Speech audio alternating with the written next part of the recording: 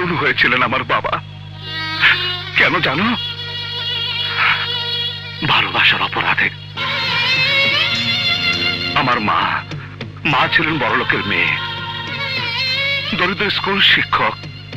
আমার বাবাকে ভালোবেসে ঘর ছেড়ে আসেন, বিয়ে করে এইখানে এই ঘরে সংসার পাতেন তারা। এখানে আমার জন্ম, কিন্তু আমার মায়ের পরিবার কিছুতে সে বিয়ে মেনে নিতে পারেনি, আমাকে আমাকে আমাকে পারেনি। ঢাকা ছেড়ে এত দূরে এসেও বাঁচতে পারেনি আমার বাবা। আমার বয়স তখন মাত্র 1 বছর। এইখানে এই বাড়ির সামনে আমার বাবাকে খুন করে ওরা। আমাকে মায়ের কোল থেকে ছিনিয়ে দিয়ে, ছুঁড়ে ফেলে দিয়ে মাকে তুলে নিয়ে যেতে চায় ওরা।